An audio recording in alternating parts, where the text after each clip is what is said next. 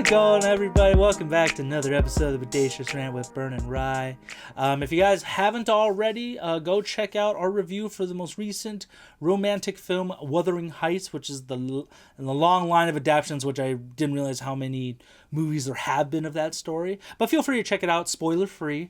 And we're going to be talking about another movie we caught this most recent weekend, starring one of my favorite Marvel characters, aka Thor, really Chris Hemsworth, and that is the latest crime thriller, Crime 101. Like I said, starring Chris Hemsworth, Halle Berry, Nick Nolte, Monica Barbaro, and Barry Keoghan. Like I said, also spoiler free, so we're not going to ruin it for you. We'll do our best not to. But if you did happen to watch that one, or you just like tuning in with me and Bern every time we post something, feel free to give us that thumbs up, ring the bell for notifications, and as always, subscribe. We appreciate you all joining in and, feeding us the numbers and stuff. Thank you so much, everybody. So, I like that in the last couple years, the talk in Hollywood is that there's not enough movies being made actually in Hollywood. Like, ever since the writers and actors strike a couple years ago, there's been more talks of that, and I didn't think about it, but I'm like, yeah, why are we not making movies in LA? But given there's a whole bunch of restrictions, permits, all kinds of obstacles to getting that. But I'm glad that this movie did take place in Los Angeles, in which Chris Hemsworth plays a lone thief, essentially, where he goes after like some high priced items and stuff like that in transit. And then Mark Ruffalo, who's also in this movie, I forgot about the Hulk, I'm sorry. He is a detective who's on that hunch that has to find that his one mark or something, his good case as a cop. And I would say, for those of you who are unfamiliar with the genre, it's very much a neo-noir film where it's got some elements of like crime in LA. Like we got a criminal, we got a police officer. It's gritty, it's dirty. LA is not necessarily the cleanest place, but neo-noir was always supposed to be like more violent, more sex, just more like turned up compared to the original noir films from the 40s and like 50s, I went into this not knowing much because the marketing for this one has actually been pretty bad, in all honesty. But I was pleasantly surprised. I thought it was a very solid film. I definitely think it could have been improved in some ways. But before I get into that, Bern, what did you think about this movie, and did you have any sort of like expectations or anything going into this one? I think, like you, I wasn't a real big fan of the marketing coming into this. The way that the trailers sort of like made it seemed sort of like a something a little bit more along the lines of a Fast and Furious, right? Where it just seemed like kind of like they're trying to do this whole like crime thriller thing, but it's a little bit more Den of Thieves than it is Heat, right? Like it's something like that, not really that well put together.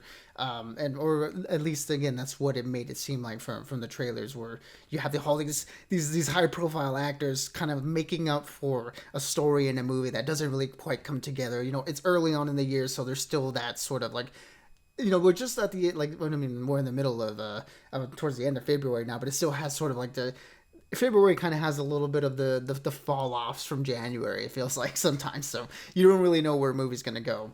But like you, man, I was very pleasantly surprised with this movie. Again, I think it being sort of a noir crime thriller, cop and robber story in LA is going to get a lot of those comps to like, the great classic Heat.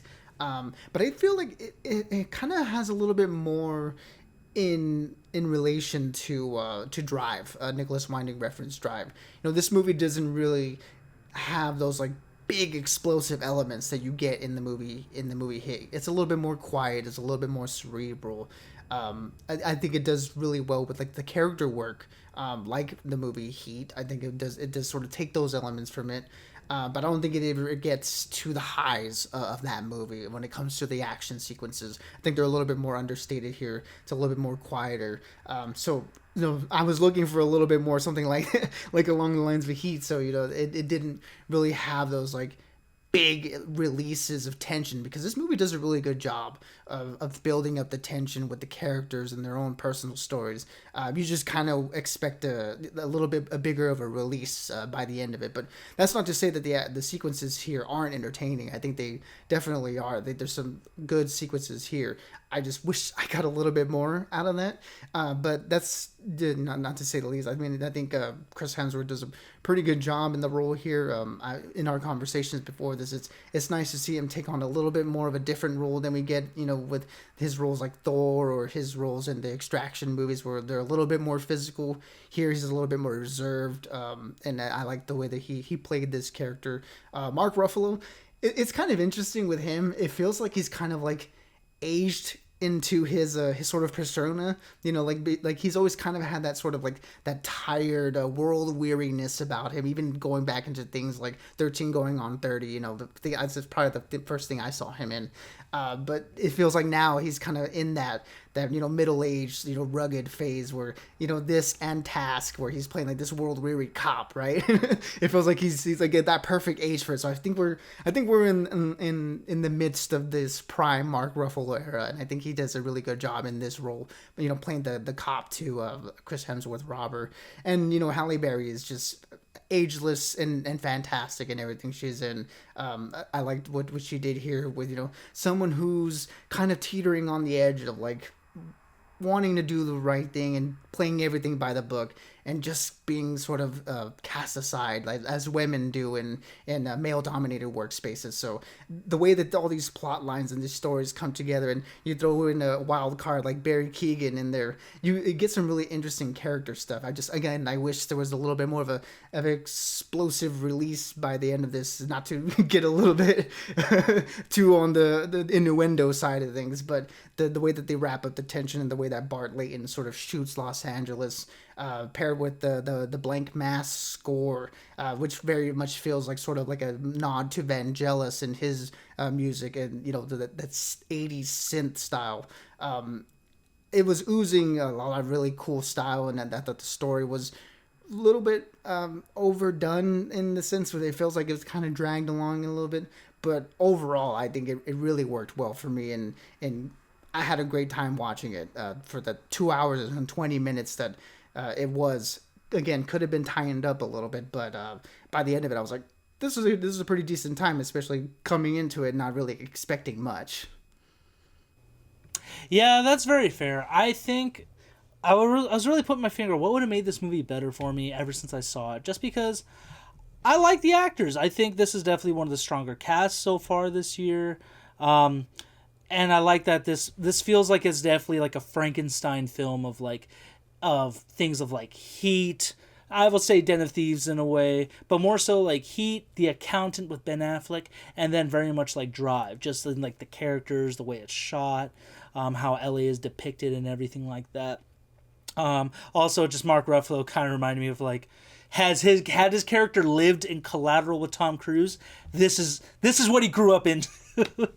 So I just couldn't get that out of my head. I haven't seen Task yet on HBO. I gotta check that out. But I think, this is just me saying it, but I think this movie, if it had a little bit more action and honestly violence, I think this definitely would have made it a more exciting neo-noir thriller. And I don't want just violence for the sake of it. I don't want innocents like just getting shot or something, but sometimes with like, crime films like this, like neo-noir, that does add a little bit more to it, in my opinion. Yeah, you want a little bit of a payoff, to all the tension that the movie's kind of building up.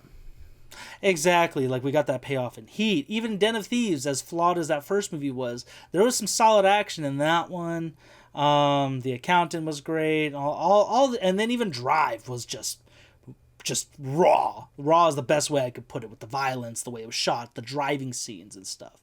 And this had some exciting moments, but this is definitely, I think my point is, when you go into this film, don't expect an action-packed like LA story. It's definitely more of like a personal, like, kind of like what drives you and what's your breaking point, really, because that's kind of like where all these characters like Halle Berry, Mark Ruffalo, and Chris Hemsworth met at some point in this story.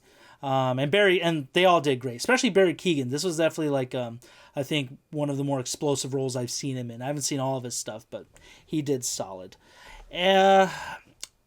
And honestly, the more I've thought about it, I'm like, it's a good movie, just not perfect. It's very well done, but I'm going to give it a 3 out of 5. So it's still solid. I don't think it's a bad film, really, in any way. I did go see it in Dolby, not that you guys have to. Maybe save it for like a $5 Tuesday if you're on the fence. But I think it's a solid film, especially if you want more stuff based in LA to kind of get that feeling of like I know where that is, I know what they're talking about, because that's always fun when you watch movies like in your hometown if you like. So, yeah, I still recommend it, but it's definitely going to be a hit or miss for people. I feel like. Yeah, it's much more of a slow burn character drama than it is an action packed caper. You know, like I think that's where definitely people kind of need to check their expectations at the door, especially considering the trailers and the marketing that we got before this, where it kind of sells you on it kind of being this like action movie, I guess, but doesn't really do that. And I will say I did appreciate this more like slow burn noir type of storytelling. It's just again with all the really cool and really good tension that it sort of ratchets up throughout the movie.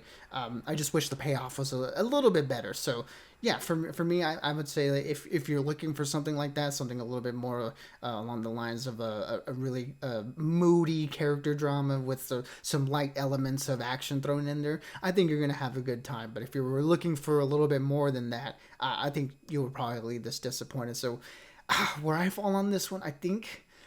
I mean, for me, it kind of like if it falls in the middle between a 3 and a 4, like a 3.5. But since I don't do like halves, I will probably have to like notch it down a little bit to a 3. Definitely had the makings of being a classic if those elements sort of like were a little maybe tightened up and a little bit more entertaining, not entertaining, but exciting. At the end of it, it could have been a great. But for what is there, I think it's a really solid movie and really well made. So yeah, definitely a pleasant surprise for me. That's very fair, Burn. So yeah, 3 out of 5 for me. Burn's still a 3, but almost a 4. So that's definitely something to take to the bank. No pun intended. But for those of you who did happen to catch this film, or maybe if you're a fan of Chris Hemsworth and all that stuff, feel free to show it in the comments. Just no spoilers as always. But I will say this: I definitely want to see Chris Hemsworth in more, crime dramas, or I just want to see him in action stuff, just like Extraction and whatnot. So, yeah. Like I said, we got some more movies coming out in March, like more horror stuff, so I'm really excited for those. And until that next time, everyone, stay bodacious and keep on ranting for us. Absolutely, everybody. Be good, be safe, and as always, we'll catch y'all on the next one.